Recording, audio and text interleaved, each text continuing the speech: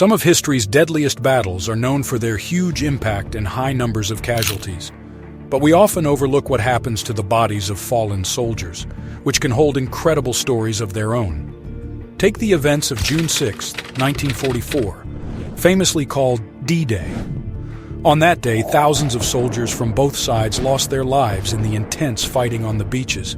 Yet the end of their lives didn't mark the end of their stories in the war. There's more to learn about what happened to their stories and how they continued even after their deaths. Rescuing the Allied soldiers' remains turned into a haunting experience for survivors. Even Axis fighters got caught up in this grim task. When the Allied soldiers arrived in Normandy, they faced strong German opposition and awful weather, making things even harder. It led to a chaotic battle with a huge number of casualties. But that day wasn't just about the tough battle. It was about what happened next to the fallen soldiers. Counting the exact number of victims became tough due to the massive deaths on the battlefield and the complexities that followed. However, today, we can estimate the number using information from memorials, though it's challenging to be exact due to various circumstances. The aftermath of this battle left a profound mark, reminding us of the sacrifices made in war and the importance of remembering those who lost their lives in these conflicts. The numbers are huge. About 4,414 Allied soldiers are thought to have died on D-Day, with the most losses happening at Omaha Beach, where around 2,000 American fighters perished. On other beaches along the Normandy coast, about 2,000 British soldiers and roughly 340 Canadians lost their lives. The German forces faced between 4,000 and 9,000 casualties. The fighting was so chaotic and confusing that commanders couldn't keep track of who was hurt or where. That made it really hard to know when and where a soldier died. Some ended up in different units, which made things even more confusing. Plus, if a soldier went missing, they weren't officially declared dead until a year after disappearing. This made it even tougher to know for sure what happened to them. After D-Day, when many soldiers lost their lives, there wasn't always time to take care of the fallen right away. Survivors were busy securing positions along the coast and couldn't pause. To address this, a special group of soldiers was formed to search for the deceased in makeshift graves as quickly as possible. However, what about the thousands of bodies that fell during the attack? What happened to them? In that critical moment, the soldiers found themselves faced with a solemn duty: to shield the remains of their fallen comrades with whatever makeshift coverings they could find, be it blankets or any available cloth. With heavy hearts, they pressed on, continuing their advance through the harrowing scenes that unfolded before them.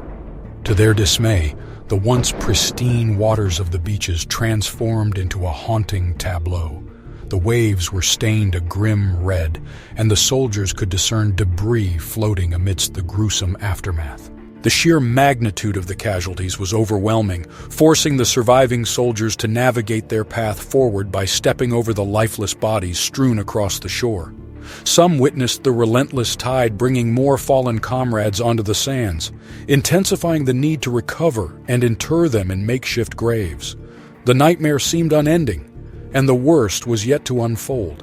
As the Allied forces successfully seized control of the Normandy beaches from the Germans, their mission to liberate France and the rest of Europe faced a somber obstacle. The thousands of fallen soldiers behind them cast a grim shadow on their progress. Leaving the fallen to the elements was unthinkable for these brave men, compelling them to devise a swift and practical solution.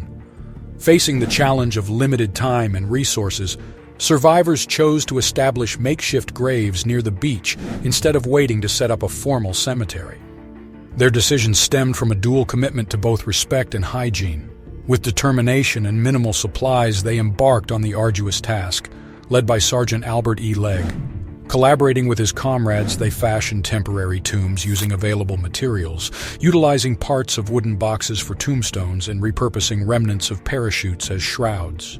The soldiers' concerted efforts resulted in the creation of 8 cemeteries in the area by June 10th. Despite their achievements, the experience deeply affected those involved. Private Thomas J. Dowling recounted the distressing reality that his colleagues' bodies decomposed rapidly, rendering the effort to bury them before deterioration almost futile.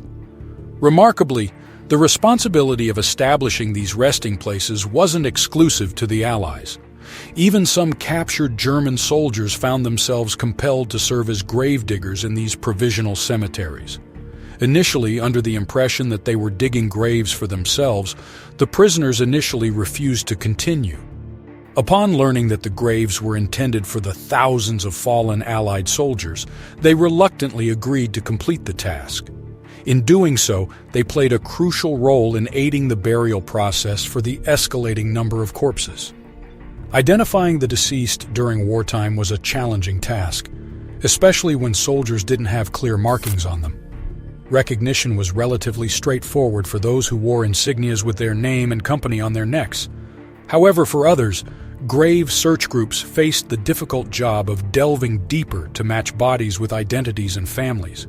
They utilized various means, including driver's licenses, letters, clothing, fingerprints, and dental records to make positive identifications.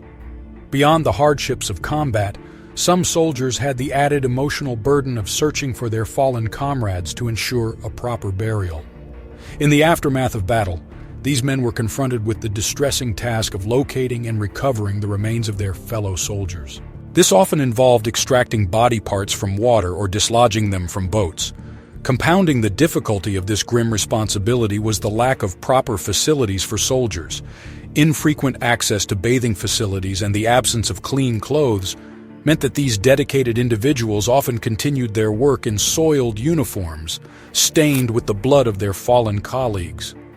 In addition to the physical and emotional toll, the process of identifying the deceased had wider implications for the families awaiting news of their loved ones. The painstaking efforts of grave search groups played a crucial role in bringing closure to grieving families. During the tumultuous events of D-Day, the withdrawing German forces added another layer of horror by planting explosives on the fallen soldiers.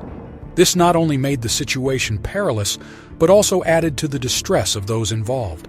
The aftermath was grim, as despite strenuous efforts, some soldiers' remains were never recovered. The challenges didn't end there. The process of repatriation was a prolonged ordeal, causing immense anguish for the families of the deceased. The return of the fallen soldiers to their homes was delayed until the conclusion of World War II in 1945. Logistics further complicated matters, with officers having to coordinate the repatriation of soldiers from various corners of the globe. It wasn't until 1951 that more than 179,000 bodies were finally returned to their families. However, some soldiers found their resting places in permanent graves in Europe, distant from the towns they once called home. The impact of these events extended beyond the immediate physical danger. The surviving soldiers and the families connected to this somber chapter were left with enduring consequences that proved difficult to erase from memory. The fate of the fallen soldiers varied. Some were meticulously recovered and documented by dedicated grave search teams, while others found their final resting places on the battlefield at the hands of their comrades. Tragically, there were those whose fate remained shrouded in darkness, their whereabouts unknown. Today, there are 27 military cemeteries in the area that include soldiers from both the Allied and Axis powers. One particularly notable cemetery is the Normandy American Cemetery, located next to Omaha Beach. It serves as the final resting place for 9,387 soldiers. This famous cemetery also houses a Garden of the Missing, featuring memorials for 1,557 service members whose remains were never recovered. The Normandy American Cemetery is a solemn reminder of the sacrifices made during a historic confrontation. Beyond the numbers, each grave represents a life cut short in service to a greater cause. The Garden of the Missing allows visitors to pay tribute to those whose bodies were never found, acknowledging their participation in this significant moment in history. As we conclude this chapter on Normandy, we invite you to subscribe to our channel for more insightful explorations into military history. Your support helps us continue sharing these important stories. Until next time, thank you for being part of our journey through the past.